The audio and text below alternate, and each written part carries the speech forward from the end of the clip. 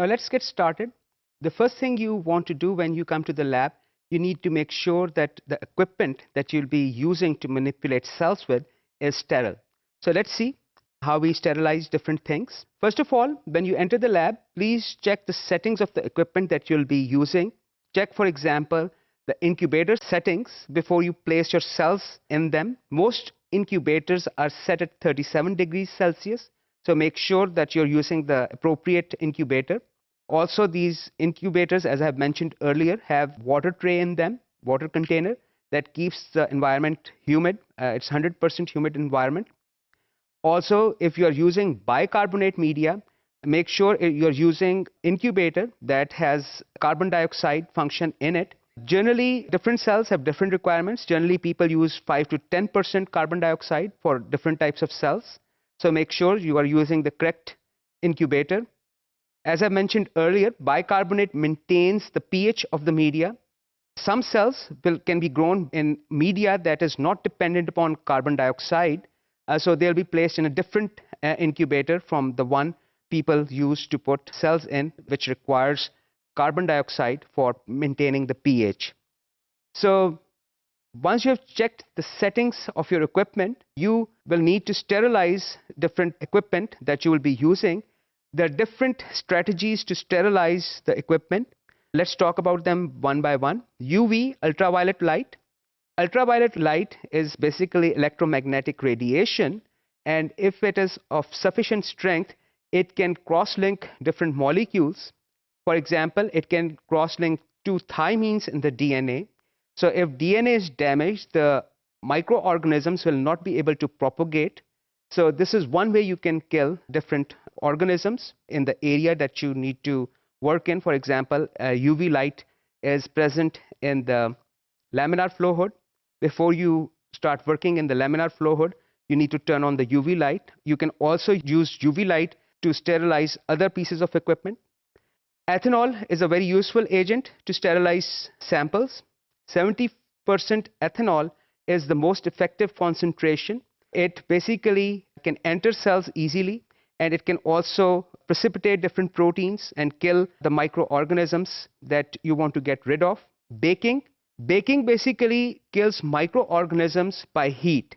So different labs would use different temperatures to bake their material. For example, glass is generally around 300 degrees Celsius. Autoclaving, basically certain reagents or certain material that you cannot bake. For example, you cannot bake plastic because it will melt. You cannot bake media that you have prepared because if you do that, it can denature the different components in the media. So for such pieces of equipment or such reagents that you want to sterilize, you can autoclave them.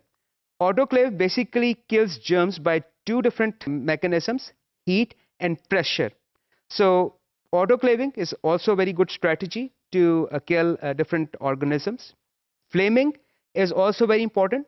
So when you're working in a laminar flow hood, when you open your sample tubes which have reagents in them, and you want to make sure that nothing which was present around the lid enters the sample, you can flame it. When you flame an object, it also destroys the microorganisms. It is not because of higher temperature, because the exposure to flame is very, very brief. The killing is basically a result of oxidation. So basically, when you burn something, burn a microorganism, it will, of course, become non-functional. Filtering. A sensitive media which cannot be autoclaved, we can sterilize our media using different types of filters. We will talk about the filters in the next slide. Filters are like a membrane. They have little holes in them.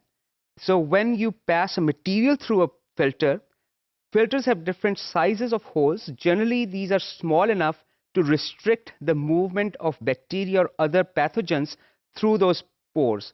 So when you filter something, the particulate material will stuck on the filter, whereas the liquid, the solution, and the solvents material present in the solution, they will easily pass through those pores. Generally, we use pores for the pore size we use for sterilization is 0.2 micron. There's another type of filter which has a 0.45 micron pore in it. 0.2 micron filter is used to remove bacteria from tissue culture media. Smaller particles, for example, mycoplasma and viruses, they can actually pass through 0.2 micron filter. 0.45 is primarily used to remove particulate substances from solutions. So if you make a solution and you see there's particulate material in the solution and you want to get rid of it, so you can use 0.45 filtration system, because of course it is relatively cheaper than using the 0.2 micron. Use an appropriate filter size and type. Of course, there's one of them is, for example, cellulose polycarbonate. So this is another way you can sterilize things. Now let's see what is the preferred material of sterilizing different material. As I mentioned earlier, media should be filtered to prevent deactivation of important molecules present in the media, because other alternative, of course, would be to either expose it to the UV light or extreme temperature. You don't want to do that. So media should generally be filtered. Tissue culture hood should be cleaned with 70% ethanol. And again, after you have cleaned first of all, you turn on the laminar flow hood or tissue culture hood. Once the air jet starts running, you clean it, wipe the whole thing with 70% ethanol, and then you leave the ultraviolet light, which is also part of the laminar flow hood or tissue culture hood. You leave it on for about 15 to 20 minutes, and once you have done that, you can turn off the ultraviolet light, and of course you can use the regular light and you can work in the laminar flow hood. Plastic, as I've mentioned earlier, can be autoclaved, UV treated, or plastic can also be sterilized using by spraying 70% ethanol. Glass, of course, can be autoclaved, UV treated, sprayed with ethanol, or it can also be baked, because you don't have to worry about glass melting when you bake it.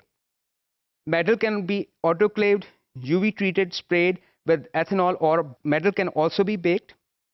In order to quickly sterilize things, we can use the flame inside the laminar flow hood. There is a gas connection to which there is a burner attached. So whenever you open a tube, a sample tube which contains media or whatever reagent, you want to keep it sterile.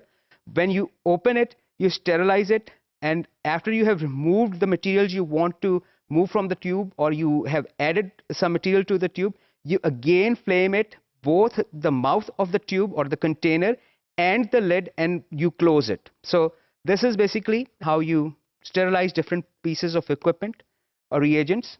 So once you have sterilized your equipment, your tissue culture hood, all manipulations must be carried out in the sterile laminar flow hood. You should remember to turn off the UV light. Ordinarily, it should be on. Turn off the UV light, because if you're working in a laminar flow hood with a UV on, it can also damage your skin and could harm you. Bring materials into the hood, light up the flame of the gas we have talked about, and now you can begin your work.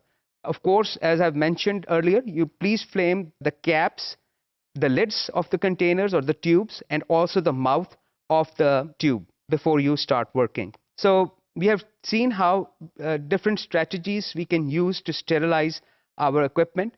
In the next module, we'll continue our discussion.